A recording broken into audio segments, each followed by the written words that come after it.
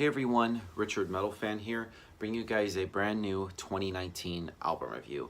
And today we're going to be looking into the new album from the band Eluveitie, or however the fuck you pronounce it, entitled Ategnatos, which came out today through Nuclear Blast Records. Now, for those of you who aren't familiar with Eluveitie, they're a folk metal band based out of Zurich, Switzerland that formed in 2002.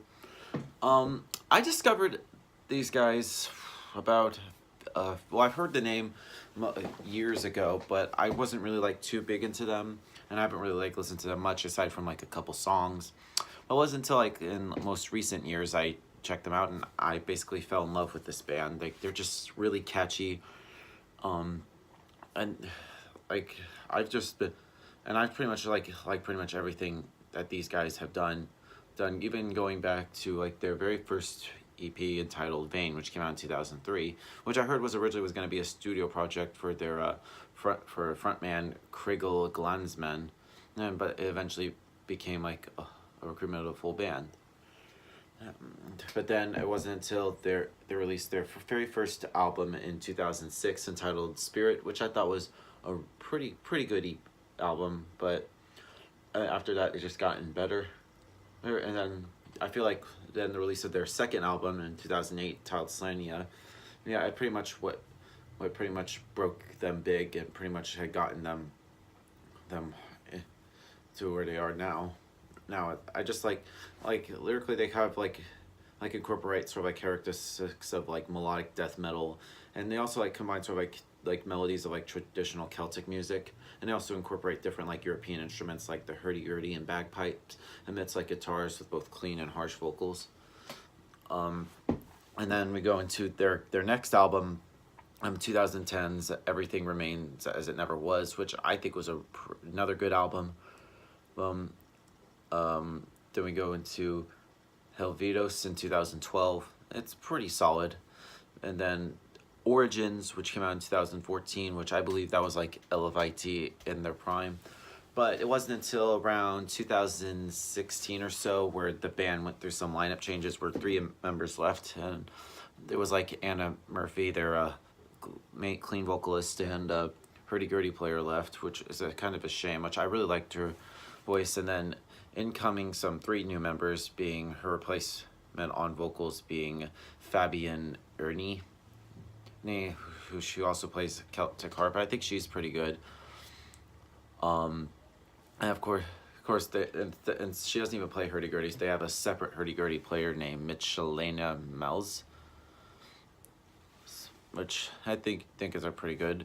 And then they released their first album with the 3 new members in the band was Evocation 2 Pantheon, and I forgot about the first Evocation I mentioned, which I thought that was also a good album. But Evocation 2 is different from Origins 3 years prior, whereas Evocation is more just acoustic, just straight up Celtic or folk music. And here we are with the band's, I believe 8th full-length album, Ategnatos, and I feel this is their most return to just the metal edge to it, or I said with Evocation 2 Pantheon, again it was just straight up just acoustic, but fuck, it's great to hear them just turning their guitars up and just being just metal again. And let's just talk about the vocal work. I mean Krigel's harsh vocals are just great, as well as the new singer or Fabienne, I can't even pronounce her name. Her singing is just great. The guitars are pretty good from Raphael Salzman and Jonas Wolf. Especially this they did some new stuff, especially hearing guitar solos, which you never heard on previous Eluveitie albums. The bass is pretty audible.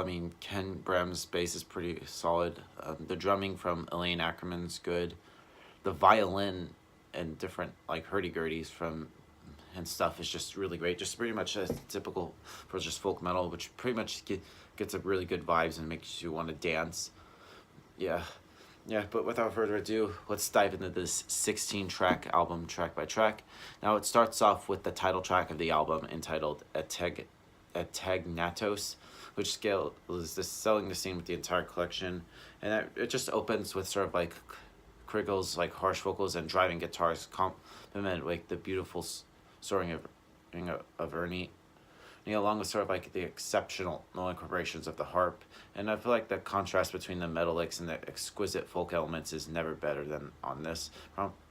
And then going into it was Ancus, which is just seconds long. It just is a short spoken Latin package that goes right into the next song, Deathwalker. Here, the hurdy-gurdy opens the entire tour de force, and the heavy rocking kicks in with sort of like pummeling drum beats and a delicate dash of those sort of like Beauty and the Beast type vocals, and the pace quickens, and the fiddle and hurdy-gurdy race set the stage of Krigel's like gutturals. And then it goes into like the whistle dances into the dark jig of here being Black Winter Dawn, and of course Fabienne's like siren song source delivering the band into like one killer guitar solo, part driving rocker, part jig. The track stands out as a perfect example of Eluveitie's talents and this album as a whole. Next, it goes into like just a all guns blazing headbanger called A Cry in the Wilderness, which lest you doubt the ability to reach frenetic heights. And this moves into a folk chant that sets into the next song, The Raven's Hill, which is another great song. I like it. It just has like an explosion of gritty guitars and Krigel's like primal growls, and it adds into like the upbeat fiddle and some beautiful tin work whistle, and it pretty much shows the band firing on all cylinders. And in just over a minute, the silver and glow is a fairy prance led by a tin whistle that forms into a bridge as its predecessor in ambience, with Fabienne's melodic songbird vocals handling the lead. The latter allows the band to soar heavenward. And this is somewhat conversely, minus the fury explodes into like the vicious vocal attack from Krigel, complemented by the frenetic drum work that Elaine has at a ferocious place. An entrancing heart opens this next song up on here, which is entitled The Slumber, perhaps one of the band's best examples of like, I don't even know what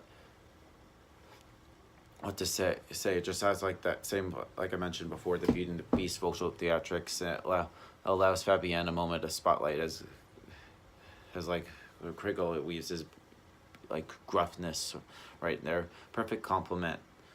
And then we go into a spoken word that comes into the song Worship, and it actually has a guest appearance on here, which is weird. It has freaking Randy Blythe from Lamb of God on here, which is pretty interesting.